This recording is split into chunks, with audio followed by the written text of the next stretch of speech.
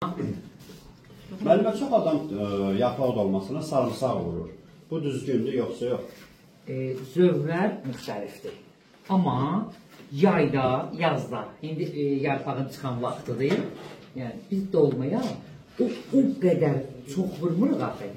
Məsələn, bir kilo ətə bir dəstə keşnişli, bir dəstə şüvitli, bir dəstə kəvərli, bir dəstə nanədir və bir qırça yaşıl sarımsaqdır. Yəni balaca boyda vurur ki, yaz abu havası, həm də sarımsaq özünüz bilirsiniz, xeyirli bitkidir də, yəni mədə bağırsağa çox xeyirli var. Bu sarımsaq məsələsini belə deyək, müzakirə eləyəndə, zövqə görə vurada bilərsən, amma əslində vuranda daha xoş olur, daha gözəl olur, daha xoş dad olur. Amma buna sarımsaq vurub, qoyuruq bişir, gözəl ətir verir. Amma gürcü xəngəlində çox müzakirə edirlər. Orijinal gürcü xəngəlinin ətinin içində sarımsaq olmur. Xeyr, sarımsaq, deməli, ətə sarımsaq vururuz, suna olan ətin içində, xəngəlin içində, girir qaynar suya və onun içində pis qoxu yananır. O başlayır qaynar suya, pis qoxu yananır. Biz onu tişdirdə o pis qoxu verir. Yəni, onu çox müzakirə edirlər. Onu bilsinlər və yəni yaddaşır. Yox, sarımsaq, ximelli sunelli vurulur, zövqə görə. Özü ximelli sunelli yox, cirə vurulur. Gürcü xəngəlində ətinə cirə vurulur, ximelli sunelli yox. Bir də sarımsaq. Yenə də deyirəm, yarpaq dolmasına çox qəşəng ətirdir. İndi özünüz görürsünüz, yəni. Bu ətin bir dənə zəhmət olmasa, indi uşaqlara bölüşdürüm ki, uşaqlarımın əl işlərində çəkib. Bir dənə bunun qoxusuna bax, zəhmət olmasa cərb olmayın. Hiss olunmur. Hiss olunmur.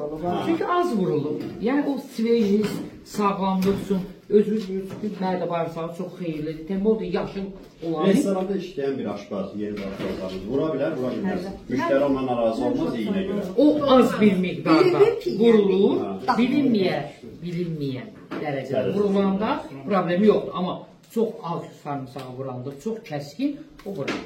Mən özüm şahidi olmuşam, restoranda dolma pişirdə mən 2 diş sarımsaq vurdum. Düzdür, dolmada bilinmədi, ancaq ona gözəl təravət verdi, gözəl əhtir verdi. Heç kim hiss eləmədi, ancaq gözəl bir əhtir verdi, onu heç kim tuta bilmədi. Bir də çox ləzzətlidir, bilinmədən sarımsaq vurulur.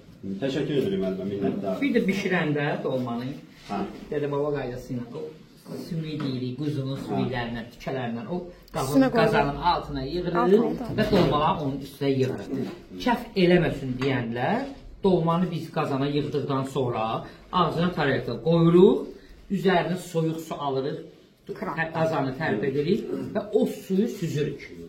Sonra ağzında tarayaqda var, düşməsin, tökülməsin, qapağı yox, limsə tarayaqda. Dolma ilə bir yerdə təmasda olsun, yəni söykən sonra ki, dağılmasın. Sonra tezdən təmiz su alırıq və ərinməmiş kərə yağı. Yəni qazanın ölçüsünə görə 50 qram da ata bilərik, 2 kilo ətdirsə 100 qram, 150 qram kərə yağı atırıq, suyunu əlavə edib qoyuruq vandan bişməyə. Kərə yağı ona həm yumuşaqlıq, həm də hafiflik, belə yüngüllük getirir. Əlin altında quyruq yoxdur, 200 qram, 250 qram ərinməmiş yağı qarışdırırsan, həm onun effektini verir quyruğun. Çox adam quyruğun iyin xoşlamır. Ancaq o da yumuşaq edir, yağ verir, heç quyruqdan geri qalmır. Yağı ətin özünə də vurub qarışdırırıq, o anlamda dedik. Çox qəşəng yağ. Təşəkkürlər, çox sağ olun. Buyurun, buyurun.